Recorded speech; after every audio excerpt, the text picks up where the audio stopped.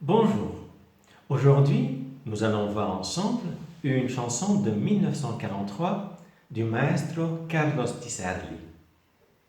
Esta noche de luna, cette nuit de lune. En 1943, l'orchestre Di Sarli contenait déjà autant de violons que de bandoneon. 4 violons, 4 bandoneons.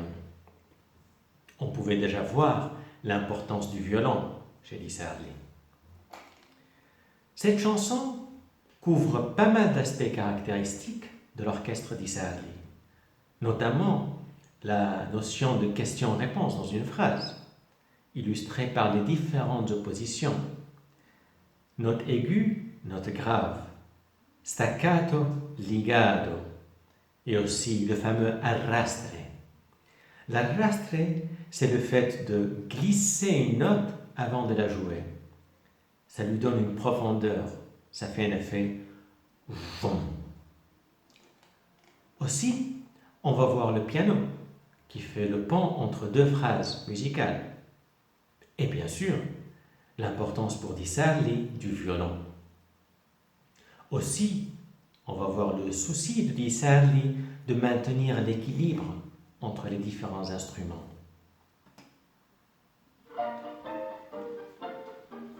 La chanson commence par un pizzicato de violon qui se transforme rapidement en arrastre. Et après cette partie staccato, les violons répondent par un ligado. Ce beau mélange nous donne de suite l'atmosphère de la chanson. On est dans le romantisme, alors que le pizzicato de violon nous inspire à des mouvements aériens. La partie arrastre va nous ramener au sol. Alors que le staccato nous donne envie de marchoter, le ligado nous donne envie de nous enlacer, de nous balancer sur place. Dès le début, on perçoit cette notion d'équilibre dans l'arrangement de Di Sarli. Pour faire l'équilibre avec le pizzicato aérien, Di Sarli amène un arrastre qui nous ramène au sol. Pour faire l'équilibre avec un staccato qui nous fait marchoter, Di Sarli amène un ligado pour nous faire balancer sur place. Ceci étant dit, en tant que danseur, et afin de m'imbiber de cette atmosphère romantique, je vais probablement commencer ma danse par une marche simple. On va se balader tranquillement au début. La deuxième partie commence par le piano qui donne une basse terre avant l'apparition des violons romantiques. Ici, le contraste piano-violon est magnifique. Alors que les violons partent vers les notes aiguës et aériennes, le piano part dans les notes graves. Et en plus, l'accent que fait le piano, il est fait pendant le temps faible de la phrase. La phrase contient 4 temps. Le premier temps et le troisième temps sont les temps forts, et le deuxième et le quatrième sont les temps faibles. En général, les danseurs marchent sur le temps fort. Ici, le piano met l'accent sur le dernier temps, le temps 4, le temps faible de la phrase, pour ramener encore au sol. Si je tape le temps fort avec mon doigt, le piano fait pam, pa, pam, pam, pa, pam, pa, pam, pam.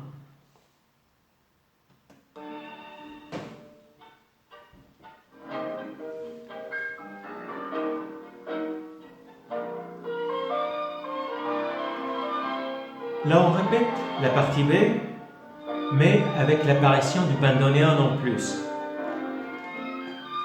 Il y a un très bon dialogue entre les violons, les bandoneons et le piano en background qui fait un rapport avec la terre. Pour le danseur, ceci ouvre un grand panel d'interprétation.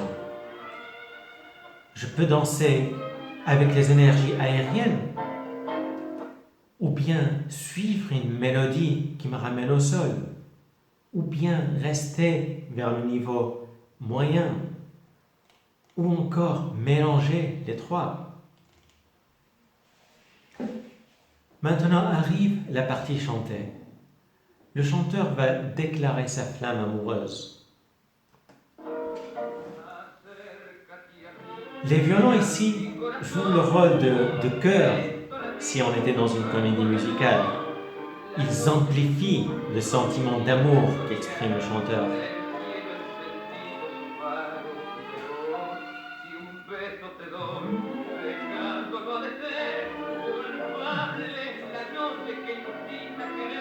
On a toujours le piano qui ramène au son. On est dans un monde vraiment romantique. L'interprétation musicale, l'écoute musicale, elle est dans le domaine romantique. Maintenant, ça reste un tango. Donc, l'amour dans le tango, il finit toujours mal. Ici, le chanteur va se rendre compte de l'illusion dans laquelle il est, de l'impossibilité de son amour. Et son interprétation, quand il va dire « Corre, corre, barcarola », c'est une interprétation comme si il rigolait de lui-même, qu'il se rendait compte que son amour était impossible.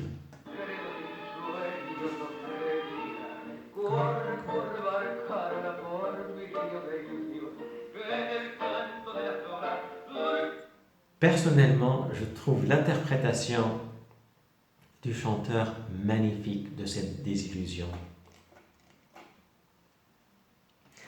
Maintenant, on va repartir dans les oppositions. Le chanteur part en haut et le piano en bas.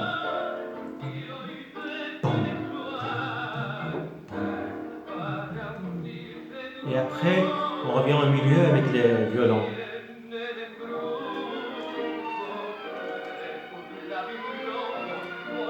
Et on repart dans une phrase. Chanteur en haut, piano en bas.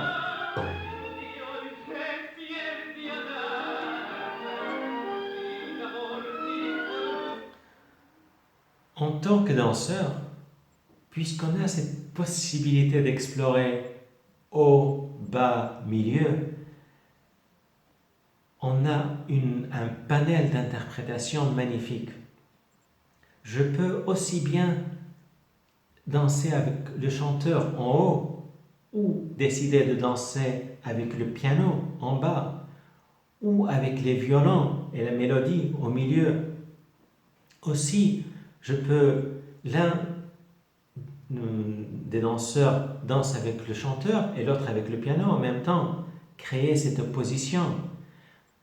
Inversement, la création de cette opposition va rajouter un espèce de danser avec les tripes.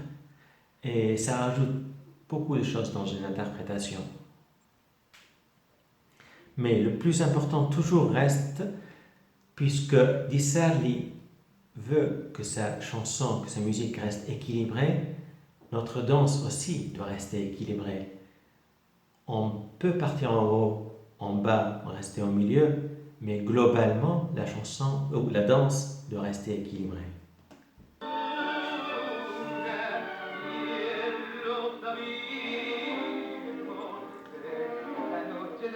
À la fin, donc le chanteur commence à descendre petit à petit, et on se retrouve, tout le monde se retrouve au milieu.